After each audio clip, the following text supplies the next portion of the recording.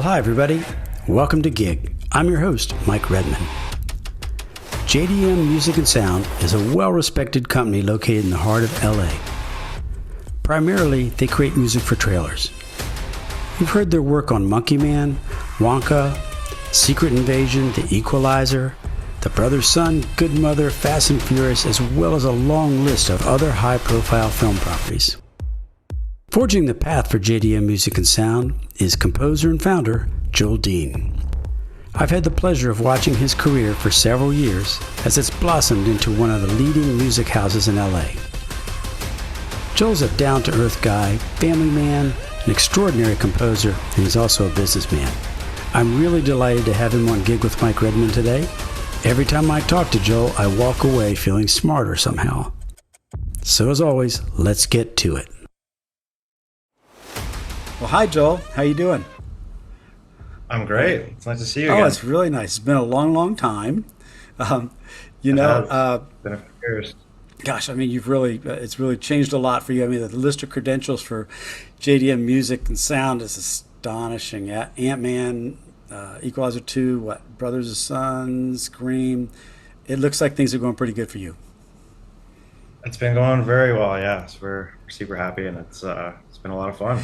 I'll get into some questions here. I'm sure that other people have them, but your company creates film trailers, TV and advertising. You also do sound design. If I put you on the spot, which one's your favorite? Oh, definitely the Yep. music. And I would say doing custom music. That's kind of where we got started, and that's more of my background in hmm advertising music as a staff composer. Was everything was custom every single day, a new brief coming in and a different creative direction. So I kind of brought that into the trailer world, and that's really our one of our main things is taking a song that somebody wants, music supervisors kind of chosen one or two songs that they want to work into a trailer, and then we'll come in and just think of a creative way to make it trailer friendly. If it's making it make it sound like a remix, or if it's adding more of an orchestral hybrid approach to it, or if it's taking it and chopping it up, or if it's taking it and half the trailer you're just teasing it and I have no idea what song is going to play, and then when it reveals it kind of hits you over the head. So there's a lot of different approaches, and the partners that we work with, the music supervisors that we work with at the trailer houses, they're just awesome. They come up with really creative ideas, and the other great thing about trailers is there's not really many limitations on budget. So sometimes you're mashing up classic songs with a biggie vocal, and Yeah. on our end we don't have to worry about the clearance, so we just get to be creative Isn't and that have fun cool? with it. That's Yeah, it's a blast. that's what a plus. I mean, for to be writing music without too many budget considerations. Yeah, they're taking this Yeah, $20 I couldn't million say that for dollar most of my budget, career. right? They're taking their $20 Yeah. million marketing budget, and so you actually get a piece of that.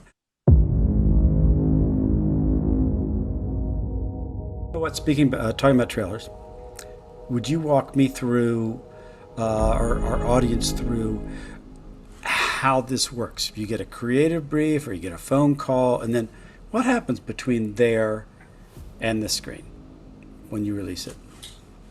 So we generally get a email from one of our clients saying, "Hey, this is a project that we're working on.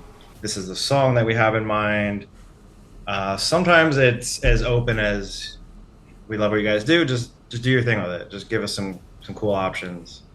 And then other times it's detailed as far as structure. hmm This is what we're thinking for the intro.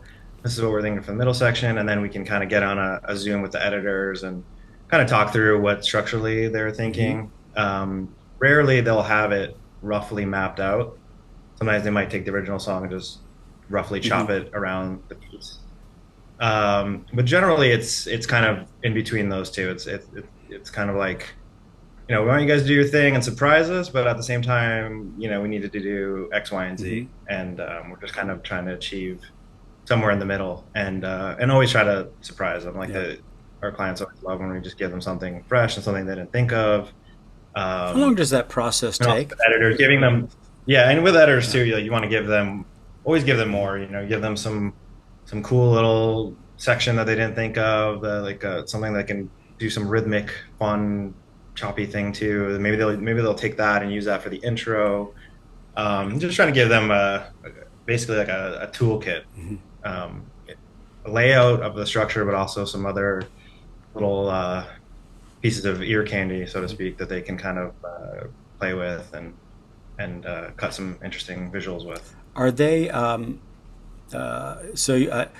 How long does this process typically take? Anywhere from we need it tomorrow morning to we have a week. Um, the longest I've ever, sometimes you get early in a Hmm. project and they'll say, we got like 2, 3 weeks on this. So we have plenty of time to kick around things. But generally the timelines are pretty tight. Hmm. Sometimes we get stuff Friday at 4 o'clock and they need something Monday morning. Wow. One of the first trailers I worked on was this trailer Rampage, the movie with The Rock back in like I think like 2017, and it was a 4 p.m. call. They needed it by like 9 in the Ooh. morning, so I was just cranking away all night. That was when I was mostly doing all the composing on my own, so I was just cranking away late night and just delivered it in one version. And the next thing I know, it went to air. Got the quote, went to air, and that was that. So Wow. it's definitely varies. Sometimes there's a lot of revisions and it's kind of an ongoing process and you're massaging the picture. And then sometimes you just deliver a V1 and next thing you know, it's gone to air. So Are you delivering this in what format? I mean, I'm obviously giving them stems. That yeah, so we deliver just a high res Mhm. file with the song, and then we try to deliver another high res file without vocals if Mhm. possible. and then and then sometimes with no song with just our Mhm. work. So kind of 2 or 3 high res deliveries, and then we always deliver with the stems too because they usually want to jump in and start editing right Sure. away. Yeah, I bet. And a lot of times they don't use the high res. The high res is more for the presentation and stuff like that. Usually the editors want to get in the nitty gritty of the stems and start chopping things up. You make it sound easy. I am very familiar with how difficult all the each step of what you just said. I understand exactly what that entails. So let's go back a little bit. You Sure. were working several years ago with Butter Music, and you moved to LA and Yes. opened their office as the creative director slash composer. And then a few years later, you decided to do your own startup with JDM Music and Sound. So, what prompted that decision? I just had been writing ads for a really long Mm-hmm. time at that point, 8 years or so, and it just felt as a composer, I wanted to really kind of focus in and hone in on something. Loved writing ads, but one of the challenges is one day you're writing a jingle, one day you're writing an orchestral piece, one day you're writing. So you kind of like have to wear many Mm-hmm. hats, and I feel like you're you're not really able to specialize in one thing Sure. so much. So once I discovered trailers because somebody in my apartment Mm-hmm. building owned a company called Mm-hmm. Chroma, and they had a trailer music. They're still around as well. Have a trailer music company, and I was just like, oh, cool. What is this? And I just kind of Yeah. you know saw some of the work they were doing. I'm like, wow, this is like really cool. Like I just love the intensity of the production and that it was like really high level production with Yeah. orchestral and it was just kind of putting a lot of things together that I really Mm-hmm. enjoyed as a composer. So I kind of just started testing the water a little bit with that and started landing a few big trailer like a Wonder Woman Wow. trailer and a few other things. So I kind of took a leap of faith. My daughter was about 8 months old at the Mm-hmm. time, and it was a little bit Mm. risky, but I kind of just felt like this is what I want to do, and everything's pulling me in this Sure. direction. So I I left Butter, and I started just going at first just kind of Sure. freelancing, doing trailers, and then I started then going under my own company and going directly to music supervisors and mostly starting out doing Hmm. customs. And around that time, there wasn't a lot of companies as much doing Hmm. customs. It was a little more of a new thing, and my ad background really lent itself well Hmm. to it. Yep. I just prefer to have a deadline. I prefer to have like a structured idea of what needs to be Hmm. done. I just work better with like that. Um, Sometimes a blank canvas, takes me Yeah. a little bit longer to get somewhere with. So the custom work was just very exciting to me, and it was always cool. It was like, oh, this Kendrick Lamar Hmm. song, and we want to make it work for whatever this Kong Hmm. trailer, and there was just like a lot of like cool ideas, and I was like, wow, this is just super fun and creative, and a lot less with like Yeah. rules. Oh, that's interesting. Yeah. It was really more of an open thing. You just kind of come up with cool things, and just the end of the day, just make something that's looks epic and is really cool visually and gives the editors a lot of things to work Hmm. with. So those it was super fun, and that's how it led me to kind of build up the JDM Hmm. brand. And now it's been about 6 or so, 7 years Hmm. almost, and now we have a full team of composers and sound designers and just great clients and steady flow of projects.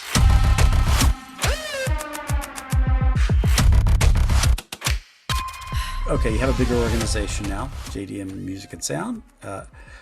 What would you say that, for you personally, the big advantage is of that over being a freelance composer? Besides just making, bringing in more projects and making more money.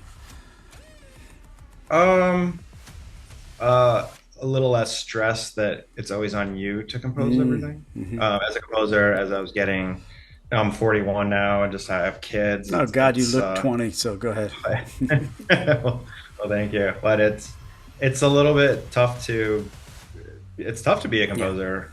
It's not an easy road, to be honest. And I've been doing it since I was in my early 20s. So just and being a composer, I mean, you're always in the Yep. studio. It just almost every waking hour is you're trying to get work done. And sometimes, and I started to feel a little bit as I got older. Sometimes you go on these lulls, and for me to be able to take a step back and have other Yeah. composers fill the void or collaborate with other composers. That's really how I started bringing other outside composers. At first, was just more like as Yeah. collaborations, and then as I was collaborating more, I was like, hey, just why don't you? I'm doing an album. Why don't you send in a track on your own? Mm-hmm. And then that kind of just organically grew, and then and now it feels good to be able to take a step back and just focus on the creative and just have when you're outside of a project, it's easier for you to know what needs to get Sure. done. Whereas when you're the one composing it all the time, you get stuck inside of, oh, this back end sounds great to me. I mean, I don't know what they're talking Mm-hmm. about. But if you're a step back and you're always kind of hearing with fresh ears, I think that gives you more perspective to say, no, this is what, we really need to take it in this Yeah. direction. And Yeah, so I that, definitely get the part about stepping back. I went through a similar piece where I got pretty popular as being a composer, and so the work was coming a lot quicker. Instead of maybe one job right, a week, I right. was getting four or five, and then I had a show to do, and then I had a this, and I was like, we never, as composers, because we're paranoid, we never say, no. So, Yeah, yeah, no, so I absolutely. would, I that's how what helped happen with me. I got collaborators, then I found people that were just really good at this genre that I frankly wasn't that great, and That too, yeah, yeah. so that's cool. So it was you said you have employees or associates, I should maybe say. If you don't mind me asking, when you said you took a leap of faith, did Hmm. you that cost money to do a startup? Did you have a financial partner, or did you just kind of bite the bullet and go? No, I didn't. And there was, to be honest, it was very little Hmm. overhead. I was already renting a studio, and I already had all the gear and equipment and all the software Hmm. instruments and my whole rig. So it wasn't so much of a Hmm. financial commitment. enjoyment. It was more of a financial question mark of, where's the next money going to Sure. come from? Especially after I'd been earning a salary in a kind of guaranteed Hmm. situation. Um, that was a little more of a question mark, but it didn't feel like questionable. It didn't, there was nothing inside saying this is the wrong thing. It's just all that was the only kind of music I wanted to Yeah. focus on at the time. And there was just, everything was just pulling me in that direction. So it wasn't, wasn't really on the Oh, that's fence about good. it. That's Just kind of dove in and went for it. I did the So, same which thing. I is, did. I did. Our paths were very similar. I kind of just bit the bullet and went after it, and I'd never really marketed myself, and I came to find that if you're pretty doggone good at what you do, there was work. So yeah, yeah, what for was the sure. looking back a few years? What was the toughest part of getting your company started? What was it? I think kind of gaining the trust of the clients out Hmm. there.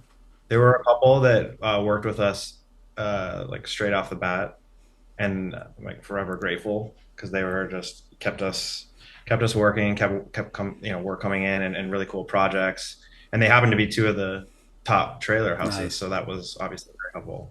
But it takes time sometimes for other people to gain that Hmm. trust. They might have their partners that they're working with Yeah. creatively, their music vendors that they like to work with, and sometimes for you to break through is it takes a minute, especially with custom. I mean, these are high budget, very can be stressful for the Hmm. clients because they have to deliver something and they're competing with other trailer companies. Mm. So if they're trusting you to deliver something on Monday and you give them something they can't use, I mean, they're screwed. Mm. So then what are they going to do? They got to scramble and try to figure something out the last minute, and then they'll never call you again. Yeah. So it is you have to step up and deliver. So kind of getting into the Hmm. circles of other partners was probably the hardest thing. Okay. Not so much hard, it's just Yeah. persistence, Yeah. and just and then doing sometimes you have to do some favors, and sometimes they might give you the 5 o'clock on Friday call. We have no one else that can do this. Yeah. You've been trying to work with us, so here's your I got chance. And I then you got one deliver of those something from great. Disney. Yeah. Same So thing. Yeah. yeah, and then you have to step up and kill Hmm. it. And if you do, then like, okay, well, we got this other thing. I want you to throw something, for that one, and then we build that trust, and then you just go from You there. become a Yeah, go-to. yeah, you become a go-to for That's sure. awesome, man. That is so cool. I'm so happy for you and proud of. Not, I mean, I don't have any reason to be proud, but I think it's just really it's cool. Oh, It's I cool mean, to know you with we that then and now. It's really a neat jump. I appreciate that. Um, Well, yeah, we go back from I think the first job I had at the mhm. lodge, which was still trying to figure things out in my early 20s, and yeah, we've been kind of bouncing back and forth for over a decade Yeah, now. that's So kind of wild. cool. So, okay, actually, I had a quick question about creative for trailers. You said you take a lot of songs and work them into trailers. Does Right. that I know there's not all typical for anything, but do you often re-record and maybe keep the vocals or those kinds of things?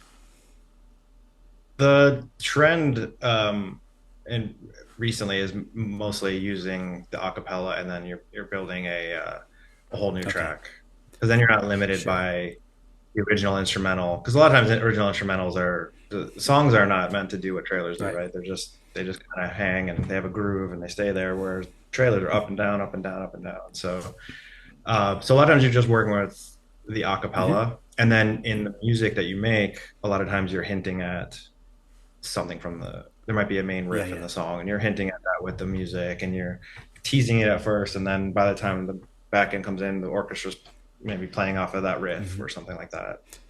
Um, so that is, yeah. So I would say mostly like most of the jobs now are just kind of using the acapella from the original Gotcha. songs. So do you spend? It sounds like you must spend a fair amount of time in the studio. Yeah, Yeah.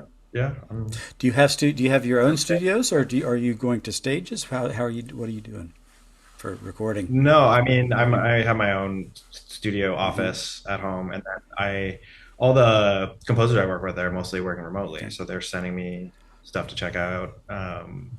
And then a lot of times they're collaborating with each other, or if we need a string player, I have a go-to that she lives in the UK. She's an amazing string player. She'll send something over to her. She records in her studio, sends it back. Everything's I remote love it. now. I love it. It's efficient, but it is. I do miss the Yeah. in-person Hmm. work. It's not as much of a thing anymore, and everyone's in totally different places of the world. So, but it's I guess it's fun like that too. I think some composers work better that way, to be in their own space, Hmm. and then when they're ready to show you something, then they show it rather than Yeah. if you're in person, it's a different. Some people are great that way, some people aren't. So. I just was when we were setting this thing up a little earlier. I noticed a new option down there. It says new, and it said something about live, and it's for recording musicians live. So you might want to Oh, check that out. nice. It had to. I think it has to do. Remember, the problem, of course, is latency and this and that, so you can't really play together. Right. It's a huge editing mess to try to make that work, but I guess they've done something. If I was a customer, say you're pitching a Mhm. new trailer house or something. Why JDM? What is there anything that you could tell me that would set your company apart other than your body of work? Yeah, I think we as a company brought a really different style to Mm-hmm. trailers.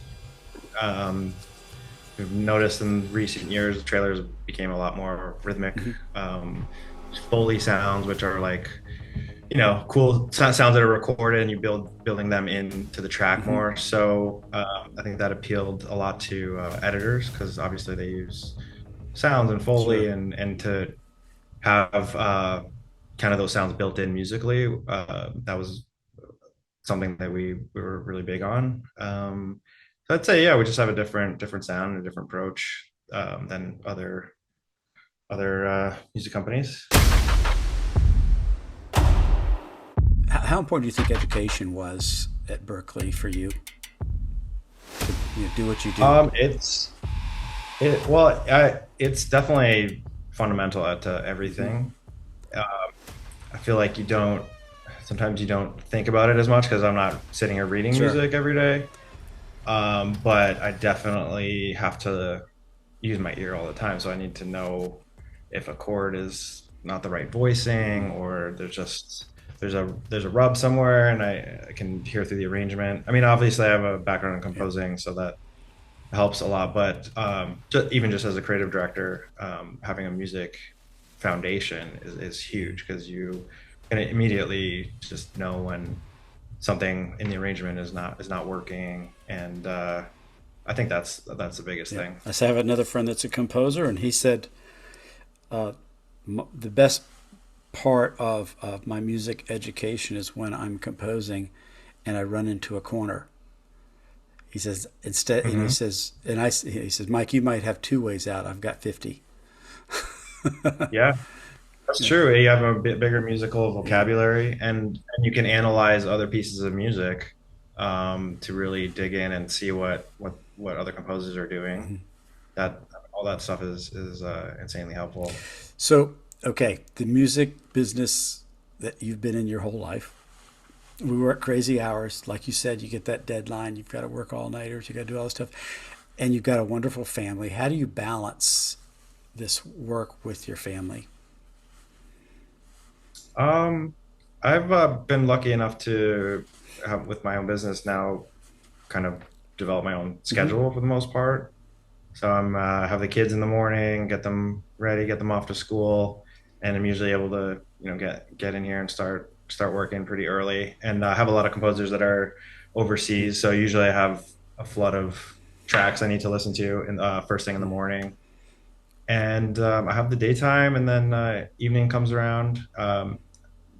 Me and my wife both work from home, Sure. so we're usually pretty flexible of who can get the kids, who can get dinner going, who can get them to soccer practice, all that kind of stuff.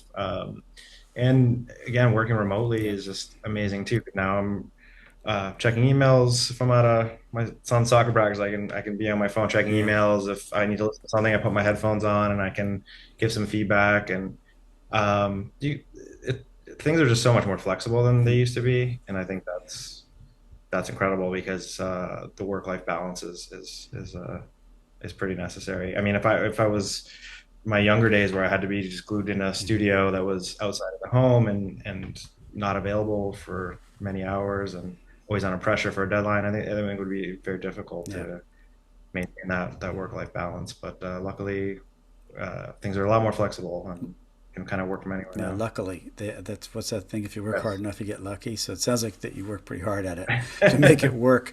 Yeah. Um, what was I going to ask you here? I've got how about a quick little rapid fire? All right, here Sure. we go. And this is just whatever comes to the top of your head. Nobody will hold it against you. Nobody hold it against Joel. Okay. Favorite movie? Favorite movie? Goodfellas. Favorite child? No, I'm just kidding.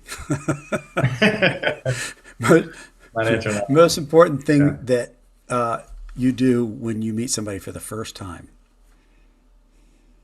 When I meet someone for the first Hmm. time, um, geez, I don't know. Just get to try to get past surface level and get to know the person and see what their interests are, and yeah, Yeah. I don't know. Guess just get past the small Yeah. talk, I suppose. Goes to that yeah, that thing of when we grew up. It's like shake somebody's hand and look them right in the eye. Toughest project you've ever had to work on? The Hmm. toughest. One that I worked on recently that I can't really Hmm. say. There's some studios that actually where can't Sure. we can't post all the Hmm. projects, but there was one that was like just a mountain of revisions and took a lot of work to get over the finish line, but it did go through. So yeah, Yeah. yeah, it was a many weeks long process where a lot of times these are done in a couple I days. had to ask you because as you know as I do, when a producer comes in and says I need it to be more red, things start going sideways. Yeah, yeah, Okay, definitely. last rapid fire. Something non music related that you would love to try. Love Love to to try. try. Hmm. Surfing. I feel like I've been in LA all this time and I haven't learned how to Mm. surf. And I love the water. I love being out at the beach, and no excuses why I haven't learned to surf yet. So that's something I want to get soon. What do you think AI is going to do to your business? It's definitely a tough call. I've played around with some AI Hmm. programs where you can kind of feed it a track and see what it spits out based on what you've influenced it. And the ones that I've played with so far are absolutely Mm. terrible, like just completely off base. So I'm sure obviously the technology is going to develop more and more. There's one program that we do use a lot, called AI. It's a like automatic vocal splitter, but it also has features in it that if you sang a vocal, you could make it sound like Chris Martin, or you could Oh, make it sound really? like Rihanna by selecting it. So, but obviously that kind of stuff is very it's just very fun right now. It's not obviously you can't use that in Yeah. any commercial way. So it's remained to be seen how it's gonna affect things. I think the first thing it'll probably hit will be more of the underscore, Hmm. easily Yeah. replicable Yep. music. Just have some light strings under a scene, and it's kind of like what do you call it? Like just like library Sure. music. I could see that being a place, and I could also see big agencies and clients being motivated to cut costs and Mm. and do that kind of thing. So I think as a composer, anything you can do to really separate yourself, focus on bespoke Hmm. music, things that aren't just anyone can do it type of Yeah. thing, or if it's just like very minimal. Those types of things I think are probably going to be the first at Hmm. risk. Yeah. So Interesting. um, I think anything that's more, cut to picture, Hmm. just things like that. I mean, I can't see AI replacing that anytime Yeah. soon because it's just so specific. Um, so yeah, and anything that just really separates yourself as an Yeah. artist, you know, Yeah. all AI can do is imitate, right? It can't Right. set a trend or create a new sound, So keep so to speak. keep So making new trends, Joel.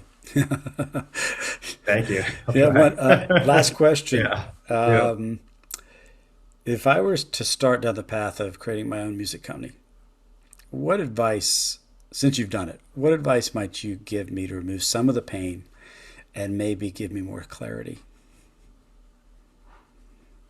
Um,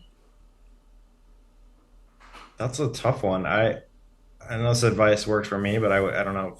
It's hard to give advice that worked for Sure. everybody. But for me, it was just to be really open to where things were going to go. Hmm. Whereas sometimes you start out something and you have this very defined Hmm. idea. I think I was pretty open at first and like just trying to find my sound and find my style and not being having it stuck in my head what I Hmm. was good at. I was just kind of like letting it freely kind of come to me, like Hmm. stylistically and musically, and finding where my lane would be. And I think that's important. Just don't get too stuck early Hmm. on. Leave yourself open because you never know. I never thought in a million years I'd be doing trailers. Yeah. Like I started Right. out writing and producing with Hmm. bands and touring with a band, and I thought I was gonna try to produce hit songs, and here I am with doing movie trailers. So something I never imagined. No. So you just have to also just be open to different paths that will present themselves over the And you years. found something that you love doing. Yeah, absolutely. That's I love it. that's Yeah, really cool. Well, I appreciate you spending a little time with me. It's really good to see you. Um, you too. I am gonna reach back out to you Fun. one day when you're in the studio, and we'll just hop on one of these for 5 minutes so you can show people what the heck you do. You know, Sure. that'd All be really right. cool. Well, much success, brother. Thank Okay, you. You too. I I'll talk appreciate to you it. soon. Great chatting with you. Okay, bye bye. Have a good one.